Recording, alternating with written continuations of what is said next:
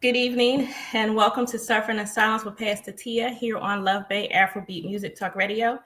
We're here with you every Friday evening at 7 p.m. Eastern. In Love Bay, we are continuing to rise out of the ashes together. Our topic on tonight is what's on your mind. So we're each just going to share our thoughts, be it from this past week, the past few months, or since the year has begun, issues pertaining around domestic violence and human trafficking, suicidal issues as we see them from our aspects and what we do. We have with us tonight our co-host Jennifer Peterkin of The Human Experience. We have with us also our co-host Erin Mitchell, our holistic health coach. Minister Ayanna should be joining us if she is able to, but she is our co-host who is from the younger generation, I want to say, a student at Lincoln University who has been holding her own with us on this program. So listeners, if you have any questions or comments for myself or for our co-host, you can email us at sufferinginsilencedv@gmail.com. You can also call or text 437-778-3299. If you have any resources that you would like to share with us on a national or local level from your country, your community, any local organizations, or your faith community, you can also email us at sufferinginsilencedv@gmail.com. And with that, Jen, if you would go first with greeting our listeners and viewers on tonight. Absolutely. Hello, everyone. So happy to be here with everyone that is tuning in, no matter what time of day it is for you. Evening for us, so we're winding down. My name is Jennifer Peterkin. I am a domestic violence survivor and advocate, and very proud and privileged to be working with both of these ladies in advocacy. So you can find me on Instagram at the HX Pod, or you can find me over on Substack at Jennifer Peterkin. And listen to the podcast, check out the Substack, and get a little view of what I'm doing over there. Erin. Hi, everybody. Love Bay Afrobeat Music Radio. I just want to say welcome to the show and Suffering in Silence. I'm just so excited to be here as always. And I really first got involved with this radio show for my advocacy work with the Indigenous community related to murdered and missing Indigenous women and girls. But domestic violence is definitely involved in that. Suicide is definitely involved with that, and worse acts of violence. I am a holistic health coach, and I have a background in Eastern medicine, acupuncture and herbal medicine, and also study somatic healing modalities for people recovering from PTSD. A lot to do with my own experience with sexual violence has led me to deepen those studies and really try to learn ways basically to heal myself, but then hopefully I can pass that knowledge along to other folks going through recovery from those situations. So it's an honor to be here. It's an honor to be a part of Rise Out of the Ashes, which is Pastor Tia's foundation. And we're always looking for support. So anybody that wants to give, I know Pastor Tia is going to share the information for those donations tonight. Thank you. Thank you so much, Erin. So yes, the information for Rise Out of the Ashes, Inc., if you would like to mail in a donation, our address is P.O. Box 15. We are in Drexel Hill, Pennsylvania, 19026. You can also visit GoFundMe and find our GoFundMe page if you would like to give that way.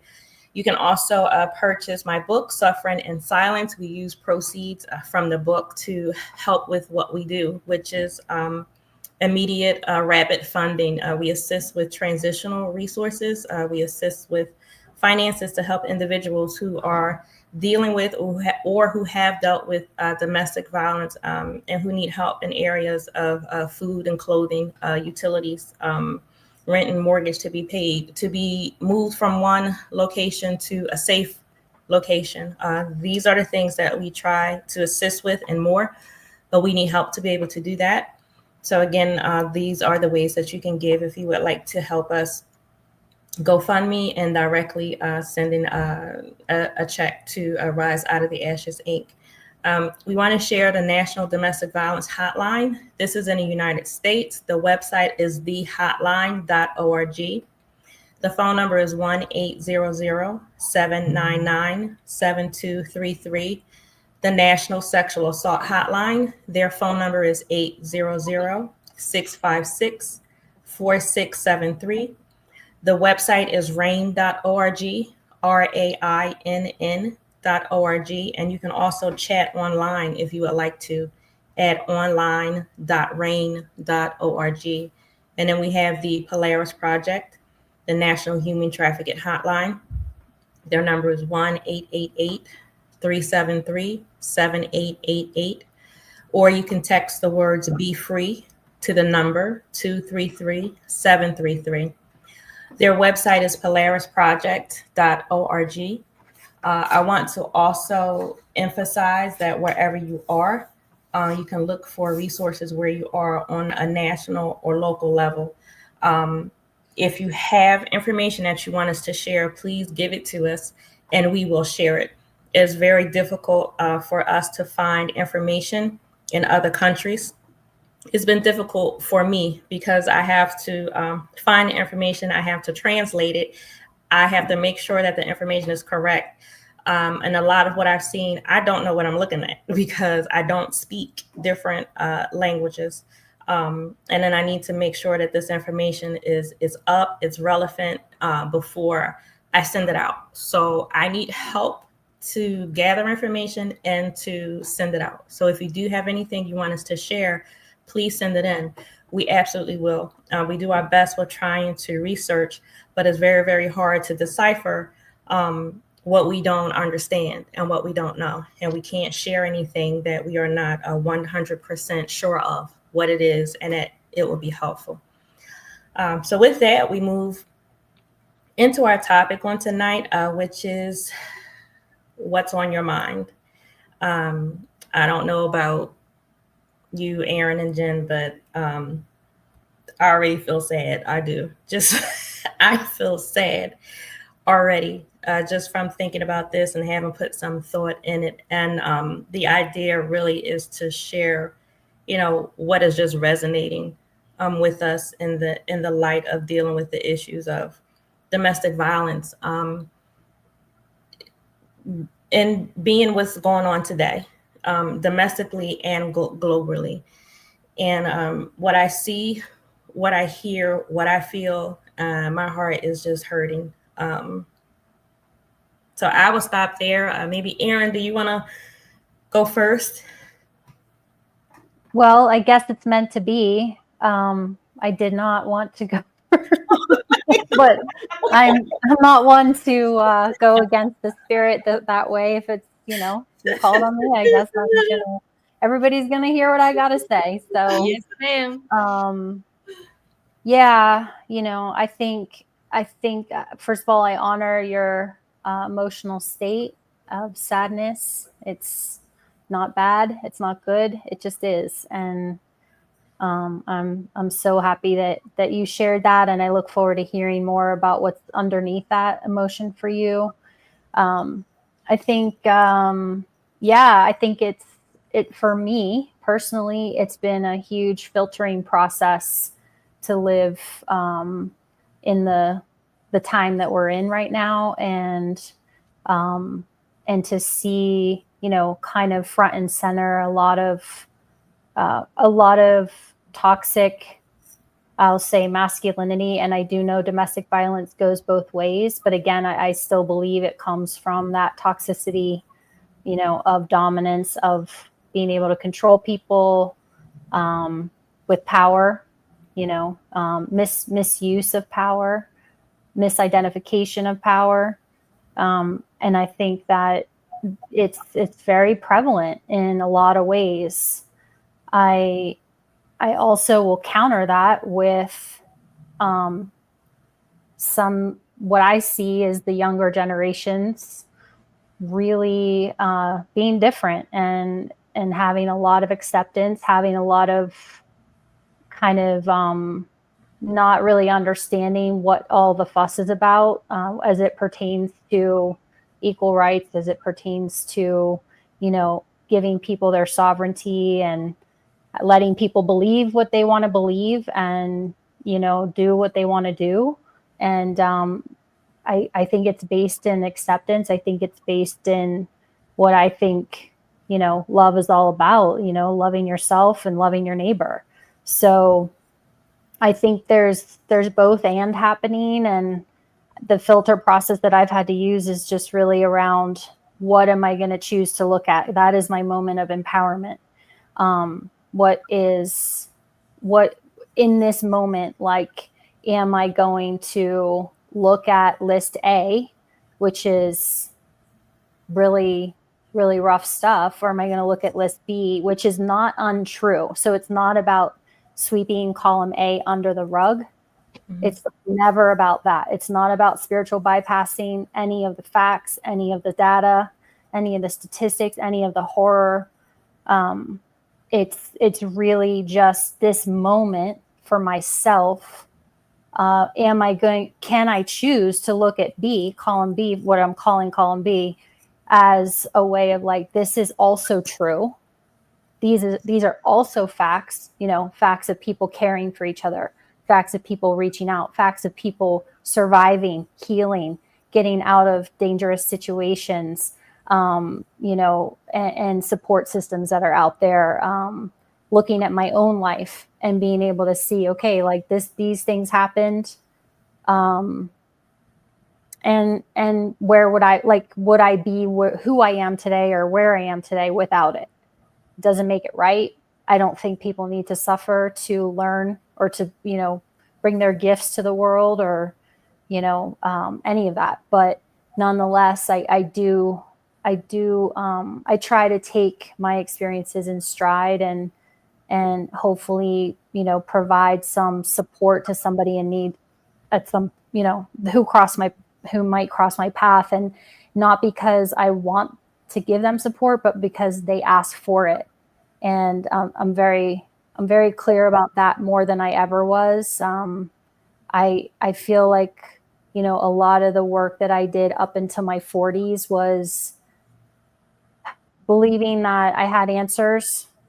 And now I really allow whoever it is that I support I really guide them to find their own answers. And I think that's that piece of empowerment. And that's that piece of when you are a victim and even when you're a perpetrator, really, it's about finding your own true power inside, that comes from your heart, that lets go and releases abuse and lets go and releases trauma from your past, whether your parents did it to you, your uncles, your aunts, whatever.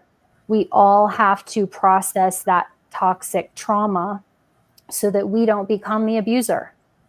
And, yes, on paper, I was abused, but in other ways, unbeknownst to me, when I try to control somebody, when I'm, getting pissed at my dog who doesn't know any better, or, yelling at a kid, or judging somebody, like, I feel like that's all my unprocessed trauma. And I have to do that work to clean up that garbage.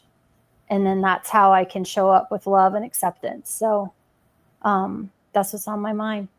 Thanks for asking.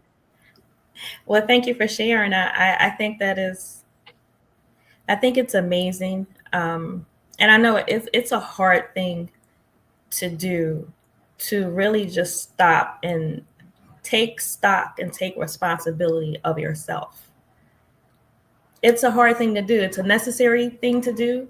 But it's hard. I think it's hard to say, you know what, I just had this episode. I just yelled at this individual. I just blew up. I just did whatever. And then to sit and think, first of all, why did I do this? Why did it happen? And to connect it to your own trauma is a hurtful thing. To realize that, you know what, I've just hurt another person. maybe not in the way that I was hurt, but I did something that I didn't want to do. But I think it takes a lot. It takes a strength to be able to do that. And then it takes strength to be able to apologize, say, you know what, I was wrong. I was wrong for what I did to you. I was wrong for the way that I talked to you. I think that's all a part of the healing process moving forward. But unfortunately, everybody doesn't make that decision. Everybody doesn't, say, you know what, I'm not going to continue to let my past, my trauma control what I do moving forward. I think, unfortunately, some people give in to the anger and bitterness. Some people give in to that hate that you can feel, because that hate is real. It really is. And I'm not even saying that the hate is wrong. It is real, but I think it needs to be dealt with in the right way. I don't think there's a time frame on it. But some people choose not to work on it because it's really easy not to. It's easier for me to just stay angry and continue to blow up or do whatever. And it's kind of like, if we let it, our trauma can become an excuse for us to just do whatever we're doing, not take stock of ourselves. So I appreciate you for sharing it, Erin. I think that was beautiful. So Jen, you want to add to that before you go into what's on your mind? Yeah, actually, because I think, actually between the two of you, but I think personal responsibility could be the largest factor in healing. Just taking accountability for ourselves could be the largest factor in healing communities. Mm-hmm. And it sounds kind of counterintuitive because it's an individual process to an extent, but it's the ability to look inward and to recognize, like you were saying, Erin, how your actions have affected other people. And I think one of the things that we have to realize is when we're talking about hurting people or being hurt ourselves, relativity shouldn't come into play when we're talking about how something made us feel. I am guilty of this all the time. I've talked about this in therapy a lot because I'm like, why am I so affected by this when I know there are other people that have experienced so many worse things, or even myself, I've experienced worse things, but I'm still stuck on this one thing. And I think it just speaks to the fact that when we are hurt, it doesn't matter what else is going on around us or who else has it worse or better or whatever. That doesn't help anything in that situation. The situation still needs to be addressed. We still need to process those emotions. We still need to be able to heal from that. And so, yeah, I think taking personal responsibility for our own actions is something. I think about all of the things that I'm genuinely angry about right now, because Tia, you started that you're sad. I'm angry. And I'm like, you know what? Personal responsibility will go a heck of a long way. I was going to say a different word, but I don't know if I'm allowed to. It would go a really long way, right? Without anything else happening, I think it is just something that it shows integrity, and it shows a willingness to learn. It shows humility. And if imagine if we all behaved like that, how different our world could be if we all approached the way that we treat each other, our interactions with each other, with gentleness and with curiosity, and with the ability to say, I may not know why what I did hurt you, but the fact that it hurt you is the thing that matters. And so that's what we have to reconcile. So, yeah, I honestly that didn't necessarily come into my mind and wasn't at all what I was going to say, but that's my piggybacking off of what you guys have said. And yeah, I mean, not to now nosedive this conversation, but I'm angry. And I think that, one of the things that I think is important is to be authentic with the way that we're feeling. And for me, like growing up in like conservative evangelical, American evangelical community, like I would say toxic positivity was a huge thing, right? Like being angry for any sustained period of time was really unacceptable. And so it was, you always had to find the silver lining. You always had to find like the happiness, and to a degree where you're not actually addressing the feelings that you have, and you're not being honest about the feelings that you have. And so I think that what I want to say is, like, we get on here a lot and we talk about resolution, and we talk about how to fix things, and we talk about, like, I talk a lot about how far I've come and like the tools that I have now, but I don't ever want anybody to think that like I'm immune to these feelings and this hardship. And like I had been out of therapy for several years, and I recently had to go back in, and that was something that I did for myself. I have zero shame about that. I don't think there's anything wrong with it. I'm happy that I have the ability to do it for myself. But I'm struggling. Like, I am genuinely struggling. And there are days where I'm like, I just want to go cry in the bathroom right now, because I don't really know how to reconcile what's happening in the world in my head. So, if anybody out there is also feeling that, which I am sure they are, because I've seen you also on the internet, just know that you're not alone, and that I don't have the answers. I'm not going to pretend to have an answer for what's happening and how it's making me feel. But it's okay to have these feelings. It's okay to acknowledge these feelings. And it's okay to, explore them, get curious about them, I guess. So, and I think exploring, or part of exploring, it is getting counseling if that's what you need. I think part of exploring could be opening up to someone who you trust, who you can sit and have a conversation with. I think it's all a part of moving forward. I mean, it's okay to be angry. It's okay to be sad. It's okay to be like, I just don't know. I'm confused. But what you don't want to do is just stay in that spot. It's like, I'm here. I recognize it. Now what? Now you take the next step. And I think that is also a beautiful thing to be able to do, to be honest with yourself. This is what I'm thinking. This is what I'm feeling, even if I don't know why. But this is where I am. And then you make the determination, this is what I'm going to do about it. Because I guarantee, if you stay in a place where you're not feeling so great, you're angry or you're sad, it's not going to turn out well.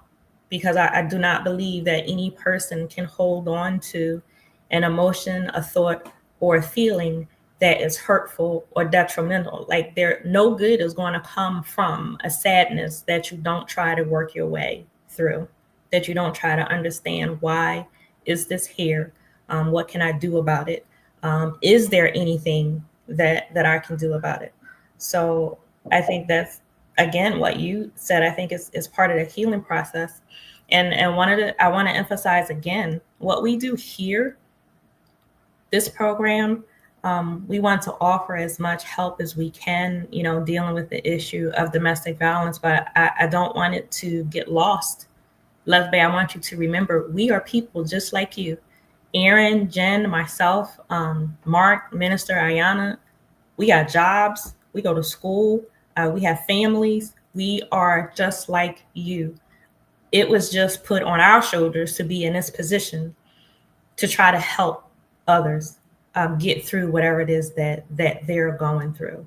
So we do, as Jen said, we feel the same things.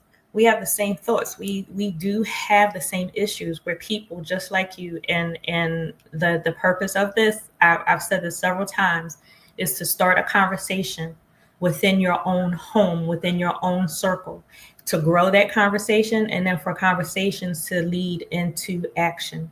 So what is it that you need to do for you? What is it that you can share with another person or other people? That is the whole intent, of what we want to do, what we try to do, even in our individual um, objectives and programs and events that we do. We all have the same idea of extending that help, the information, to help others move forward in their process. So I think with that, what has been on my mind, I am absolutely shocked at the insensitivity and the ignorance that is still here, domestically and globally, dealing with the issue of domestic violence in businesses, in clergy, in schools, the lower school systems and higher educations, on college campuses. We are still dealing with the issue of individuals not knowing what domestic violence is, not knowing who could be perpetrators, not having a true understanding, and not knowing how to treat victims and survivors of domestic violence. It, to me, is heart-rending. And I know this is an issue that is not going to be 100% eradicated. I know this is something that we're going to have to deal with. We live in a world where people get to choose and make up their own minds, and everybody doesn't choose the right thing to do. Some people choose to hurt others. So I understand that this is an issue that will be here for us to have to deal with. But what I do not understand is how it seems that the insensitivity is growing. From what I've seen, ignorance of the issue is just, it's just there. It's like people, not all, but some people do not care. And specifically when it comes to certain situations, if an individual has money or fame, if they have a title in front of their name, then that gives them license and it makes them okay to abuse another person. It's like they get a free ticket to do whatever they want. And that will never, ever make sense to me. It bothers me greatly when I hear people, especially women, say, oh, I would never let that happen to me. I would never be in that position. I would never let a man put his hands on me. And if I talk long enough to that person, I can hear, maybe you would never let that happen, but you let this over here happen. You didn't let him touch you, but you know that he has 2 or 3 other women that he's seeing, and you're okay with that. You're okay with him taking the family finances and gambling it away to the point of you not having a home to live in, but you say, I would never let him hit me. I would never let him hit me, but he talks to you like you're trash.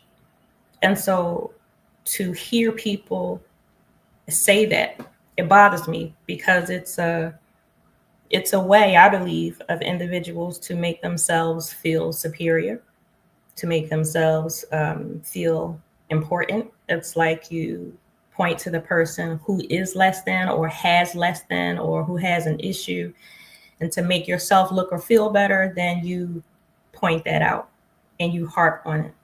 But it is very, very insulting to say, and especially to say to a person who has been a victim of domestic violence or who is a victim of domestic violence, oh, I would never let that happen to me. People are still saying, men can't be abused. They just don't believe it. Like, it is just absolutely not possible. It's crazy to me that we're still trying to explain the same things. And the issue on sexuality, it's like, I do not understand how you can have a person in front of you saying, I need help. Someone is trying to hurt me. And you want to know how they identify. You're asking them questions about genders and being transgender or being a lesbian or homosexual. What does that have to do with a person who is sitting before you saying, I need help? My life is in danger. My well-being is in danger. That has nothing to do with sexuality. Nothing at all. So the way that we just take issues and we just pull them apart and we just point and just to individually make ourselves look and feel better, I'm truly saddened. Like, I don't see where it's better from where I am, what I'm doing, the conversations that I have, the churches that I'm dealing with, the business people that I'm dealing with. They're still the blinders. Oh, that wouldn't happen here. That can't happen here. Okay, but individuals from your church have come to me for my nonprofit to help them financially. Now, I can't go to a church or a pastor and say, this is going on with this individual, but I can say, you have an issue in your congregation. You need to address domestic violence. You need to make resources available. And to still be met with, that's not happening here. That can't happen here. Maybe sad is just not a strong enough word, but just the insensitivity on the issue. To me, it's been magnified. And it's not tiring for me. I mean, this is what I do. I know this is what I'm supposed to do. I will do what I'm supposed to do to support victims and survivors of domestic violence. But it just hurts so much. It's like fighting an uphill battle. It's like, why do victims have to prove that they were a victim? Like, why? Why is it not enough for me to say, this is my story, this is what I've been through, now I need help? Why can't I just get the help? It's like you're put in front of judge and jury with people who do not understand trauma, or with people who just, and I don't know why, who just don't want to acknowledge it. But you're in a position to do something. I mean, the people with the titles in front of their names, with the position, the people with money, the people who can make a change. And I tell individuals all the time, what I do is not pretty. This is not the event that you just take and you put out front and the whole neighborhood comes together and we're just running and giggling and happy and passing out candy and cakes. No, this is the stuff where people's lives are in danger, where families are torn apart, where people are hurt. This is what we're dealing with.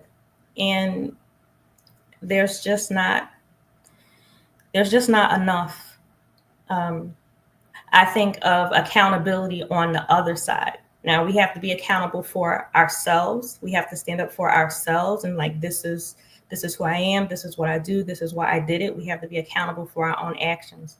But I think there's a part where on the other side, we have to stand up and be accountable and say, like, this is the truth. This is what's happening around me.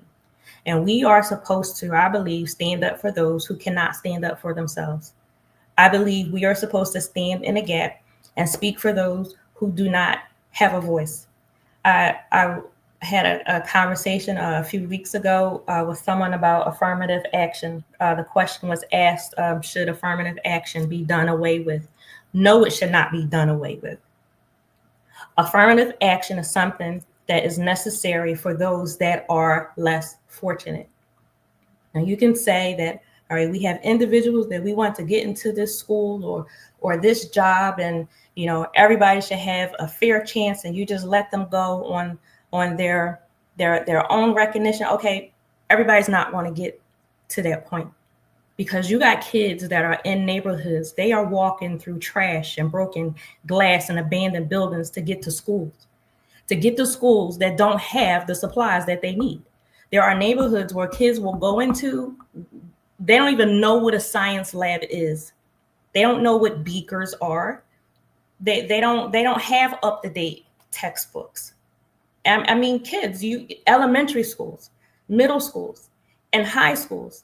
There are some kids going through schools in the poor neighborhoods in the cities of the United States of America. They are not on the same level ground as other students in the affluent neighborhoods.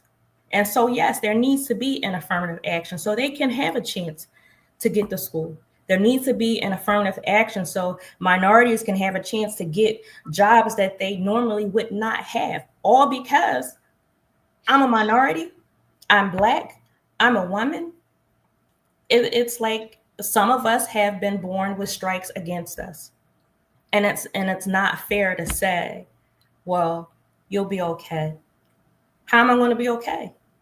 How am I going to get to what I need to take this SAT and pass it and then get into the college that I want to go to? There are schools that are not teaching kids even the types of math that they need that they would see in college. There are kids that get all the way through high school and never see calculus, don't know what geometry is. So yeah, affirmative action is still needed. I don't know. I guess I just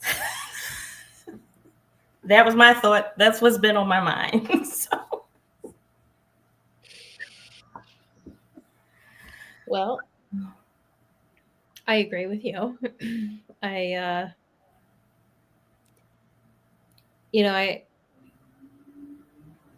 heard people say recently that, what's going on in America right now is because the pendulum had swung too far the other way. Progressive, so progress had gone too far the other way. And I'm looking around and, I understand that progress is slow and that change takes time. But I'm looking around at a world that doesn't look all that different from years past, where we are still struggling with the same things. The same people are still struggling just to live, just to be considered human. And so there is this pushback. And I think that this tension probably has always existed in some form or another. And so it's something that we're constantly fighting against, because truly the struggle is always about power. Like we know it all comes down to power. And we vilify people because of these arbitrary things that we've been told make them less than. We've been told make them different. We've been told afford them more privilege than we have, or more stuff than we have, and it's just not true. And so what's really hard to swallow is watching so much hatred be not just sanctioned but praised and allowed. And I really want to weep for the generations coming up behind us, because while I do see hope, I am not in such despair that I see nothing good. But I see this rhetoric that feels like we've just taken huge steps backwards. And I am afraid for especially women and minorities coming up behind me. And I don't know what to do with that necessarily. But a few weeks ago, we were on here talking about the Diddy trial. Mm-hmm. And since then, that trial has ended. And after a preponderance of evidence was given, we still saw the powerful remain in power. We still saw the victims be silenced. We still saw the victims wonder why they even bothered to come forward. Yep. And I watched that happen. And my immediate thought, and I'm sure both of yours was very similar, was this is going to set victims back so greatly because so many people are not going to come forward after this. It's already bad. Yep. It's already a poor showing. I'm just I don't have words. I mean, I don't have the answer, but it's like we keep repeating the same things over and over. So now it's like, well, who else needs to be hurt? Who else needs to be killed? Is it somebody of more importance that you need to see that's abused before it's taken seriously? It's like, what needs to happen? There are so many things, even just within this country, just within the United States, there are so many things that have happened, and we just keep repeating ourselves. So as we're dealing with the deportation of immigrants today, 2025. It's not the first time it happened. Immigrants from China were deported from California in the 19th century. Like, that was years and years ago. Nobody sees the same thing as happening again. If you think about the Vietnam War, the Vietnam War happened before I was born. And so, records were all sealed and stuff like that. But, when records came to light, there's more information that was made available to the public. From what I understand of the Vietnam War, it should have never been in the first place. That war was a mistake of the United States, starting with JFK all the way down. Okay, but you have the Vietnam War, lies that were told in that. And then how many years later we had the war in Iraq? Lies, based on lies, poor intelligence or made up intelligence, whatever it is. The same events are being repeated. What needs to happen? It's like, if you're in power, you get to do whatever you want. You're playing with people's lives.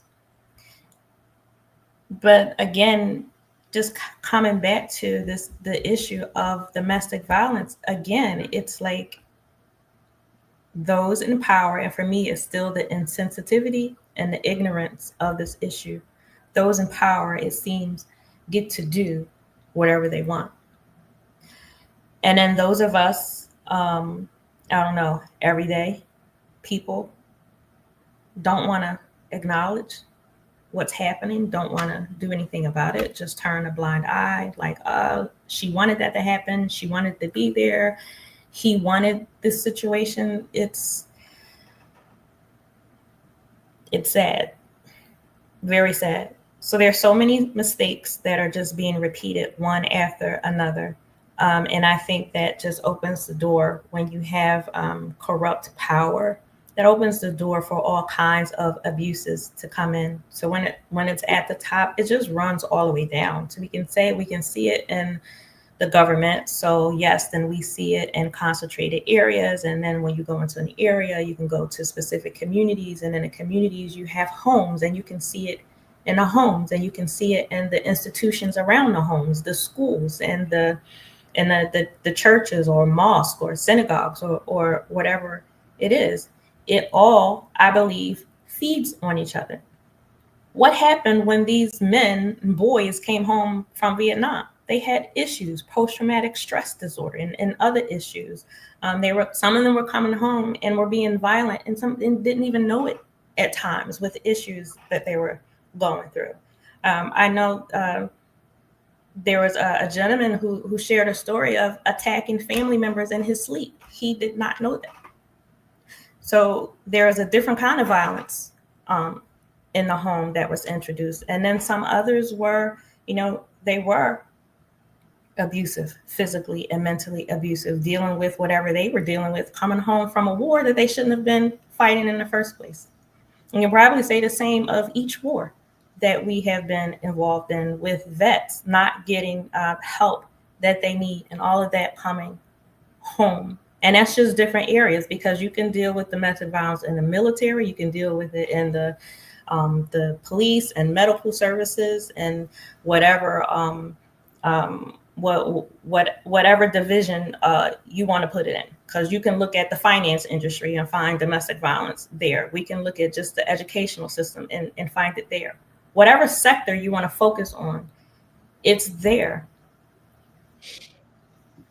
But where do we actually believe the victims? Where do we actually just, like, the credibility is there? Like I said before, like when we had that conversation, I mean, you actually have a video of what happened to you and you're still being questioned. Like a video, like you could just watch that at that point. I don't even have to open my mouth. Like you can watch this and see it, but I'm still having to defend myself. Mm-hmm. And to hear people say, well, I would never let that happen to me. I would never be in that position. And I want to say to anyone who finds themselves dealing with a situation of domestic violence, there are hard decisions that will have to be made. And I want to tell you, nobody knows your story but you. And so you do what you need to do for yourself. I was questioned on, my case, the things that I did, the things that I didn't do. I did what was best for me in a moment that I was doing it. I remember there was a night that I left the house where he just started ranting and raving. So I left. I got up. I left. What I didn't expect for him to follow me out of the house. He followed me out of the house. And I knew where I was going. I was going to a girlfriend's house, and I just went. I just started walking. I didn't get in the car. I just left. Well, the way that I walked to her house, I had to cross a bridge to get there. You can either drive over this bridge or walk over this bridge. And I just started walking. Again, I didn't even think that he was leaving behind me. But when I got to this bridge, he grabbed me. I didn't think he would do that. I just didn't. And my mind's like, I'm leaving. I need to get to her house and I'll be fine. This bridge was over a body of water, a small body of water. And then I could see there were like abandoned cars and stuff down there too. So when he grabbed me, I had a choice to make. And my choice was not to fight him back. Because if I did, I was going over the side of that bridge. It was no question about it. And had I went over, nobody would have known that I was there. So I made the decision in that moment to not fight him back. I'm like, and I'm thinking to myself, let me just get through this. I just need to get off of this bridge. When he let me go, I got away from him and I got off of the bridge and I went to my girlfriend's house. I was fine after that. But it's like people would say, why didn't you fight him? Why didn't you? Because I knew what I was dealing with in that moment. I could see it. I was going to go over that side of the bridge. And then what? I knew that his family would lie for him. They would. And he had a couple people who would lie for him. So even if we had gotten into any physical confrontation that would have ended up with me sitting in a courtroom, it would have been my word against his. It would have been very difficult. So when you look on the outside into other people's situations, you don't know what they have to deal with. He had already begun to train the kids to lie. He had already begun to manipulate them. So there's a lot that I had to deal with. There's a lot that men and women have to deal with when they're in these situations. I've known women that had to leave their children. They had to leave the house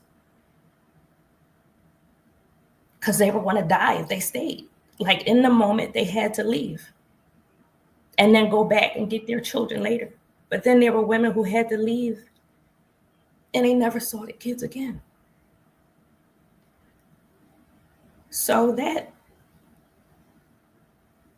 real insensitivity and that ignorance of, well, if it was me, I would have done X, Y, and Z. I would do this and I would do that. You don't know until you're in it.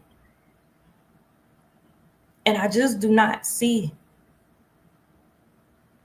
care growing. I just don't see it. I'm sure it's happening somewhere.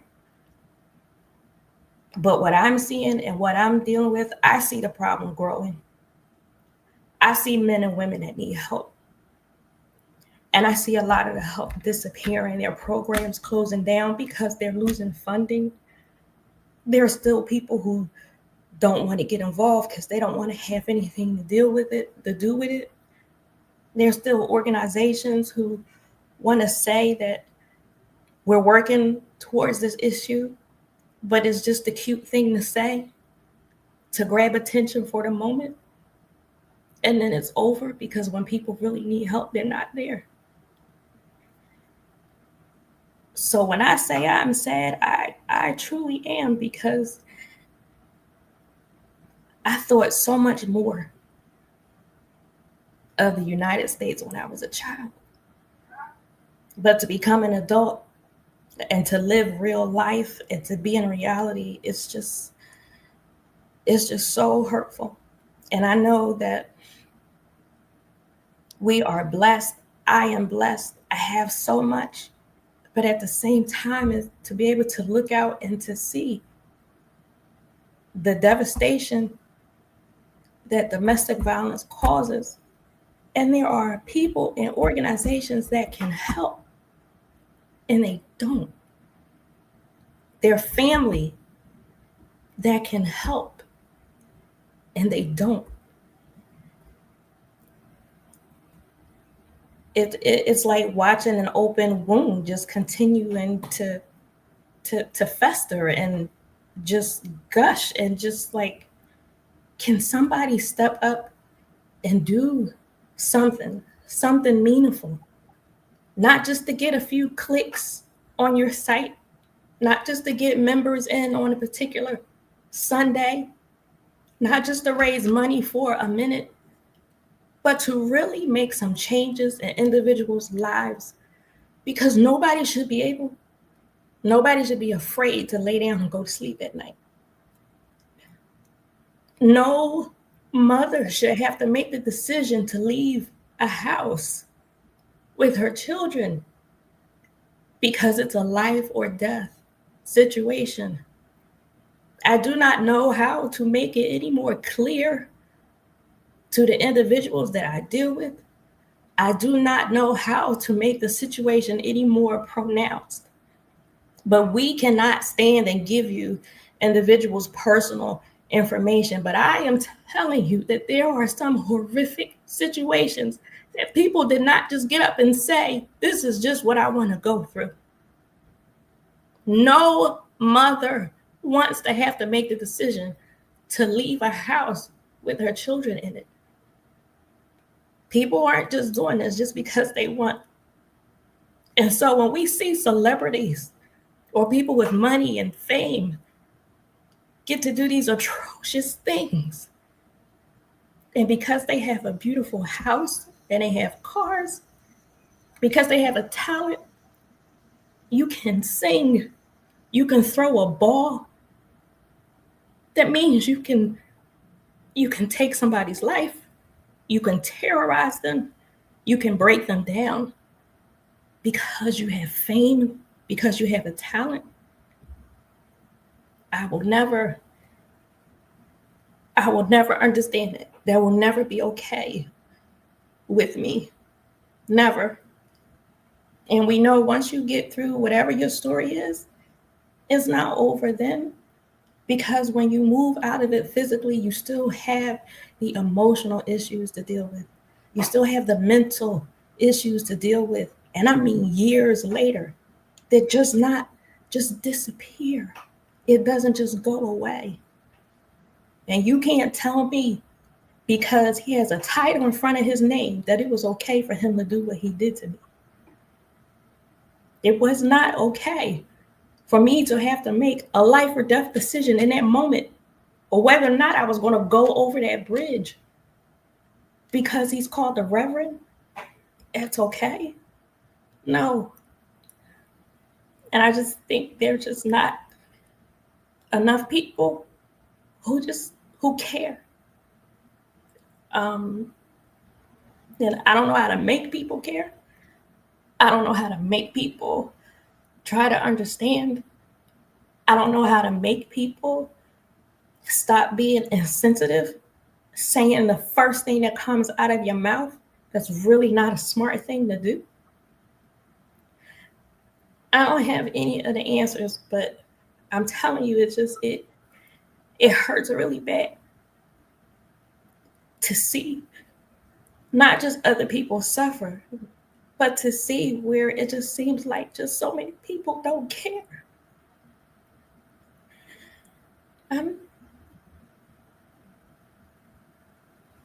That hurts deeply. That hurts deeply for individuals to be able to stand by and knowing that you have the power and you have the finances to stop somebody from being physically hurt, but you just don't want to get involved. I don't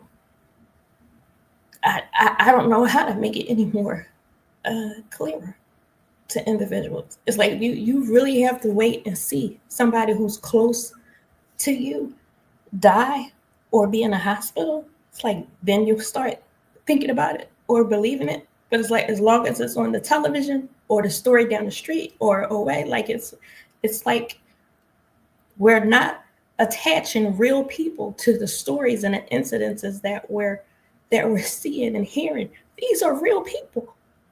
These are real people, and I don't care how much money they got. I don't care. It just I don't. Yeah. I mean, I appreciate your vulnerability so much. I think a lot of people can identify with that and feel very much the same way. I mean, I know I do. Erin, I would love to hear from you. Yeah, just to bring up the case when the verdicts were read. I don't know. I just feel like the world keeps showing to be turned upside down in a weird way to me. Mm-hmm. It feels way beyond, like it feels very existential. It feels very, I don't know, like something's going on that's bigger than I can get my hands on. Mm-hmm. And I know it might sound like a cop out or something, but I do know what I did the last time a sexual predator was praised and sanctioned and basically a self-proclaimed one. And that hit me really deep. The thing is about it, though, it hit me really deep in a way that I gave my power out to kind of like Okay, I know this is like we're at the near end. It's kind of a long thing, but it touched me in a way where it motivated me. You hear a lot of people after September 11th, they quit their jobs and became teachers, and and something shifted in me that became a bigger healing path. And sex trafficking is way more, there's way more awareness around it over the last 5-6 years than there's ever been. And this man just, basically had all the evidence in the world that was what he was a criminal of. He committed those crimes. And in the public eye globally, this is what we see in the country that, supposed to have a justice system that isn't, definitely is far from perfect, but it should have worked. It should have worked in this situation. And, for me, my stomach turned. It reminded me of a lot of other things that we see. And I genuinely couldn't give it that much of my energy. And I still haven't, because it makes it hard for me to get up and do what I can do every day. So I don't want, it's not denial. It's honestly a conscious personal choice that I've made around this particular incident. Because I went the other way before, and I'm still paying for it, like getting my fight on, and not going inward, and not asking myself what is that bringing up in me. And I think if a lot of these folks that are hearing about this and are impacted, I hope there's a wave. I hope there's some big wave that's brewing in the ocean from this tsunami of events that is happening right now. And I hope that wave is a wave of light. And I hope that light just crashes over all of us and changes some things in a really big way. Yeah. So thank you for your tears. I feel you. I'm with you. So Jen, I'm going to ask you to close us out, but I don't know why, and maybe this is the reason. I had one other thought this week. I don't know why it came to me, but bear with me for a second. So I've been doing some research and studying. I was writing a paper, and I just remembered when I was a little girl, I would ask my mom how to spell a word, and she would say, "Go get the dictionary," and that would tick me off. And like, if I could spell it, what would I need the dictionary for? And she would say, "Get the dictionary, sound it out, sound the word out." And I would still be like, in the time that you told me to get this dictionary, the time you told me to sound out, you could have spelled the word for me.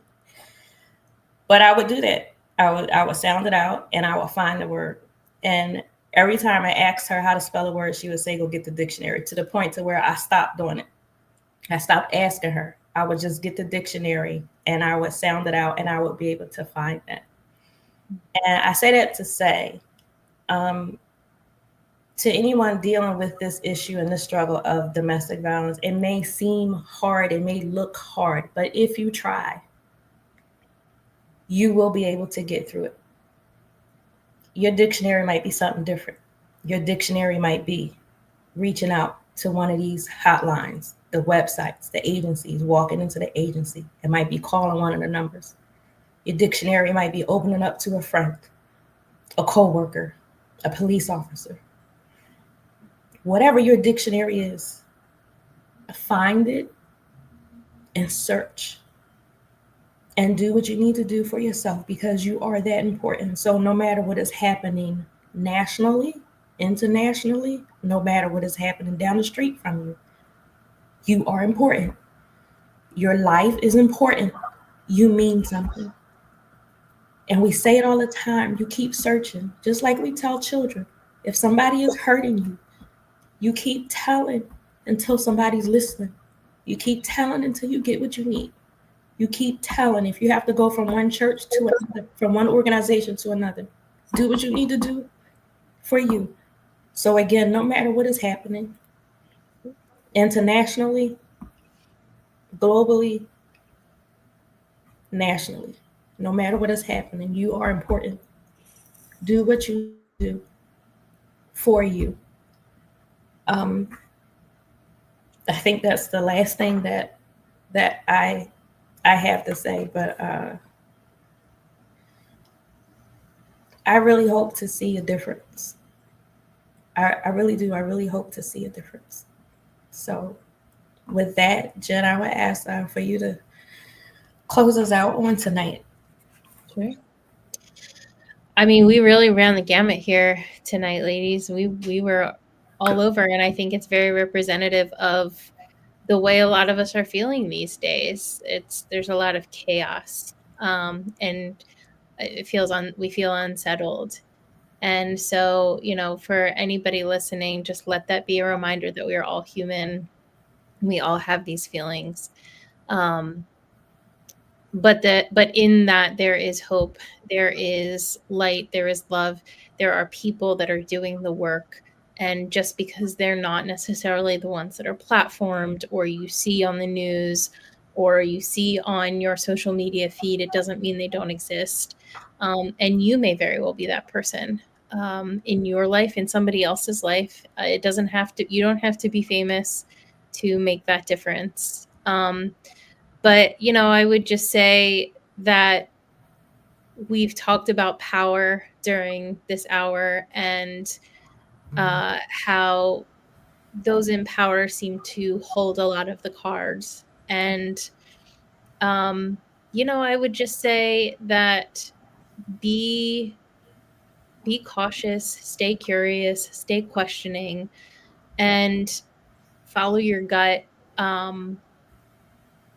It's important to continue to seek justice, to seek hope, to seek love, to seek light. It exists in the world.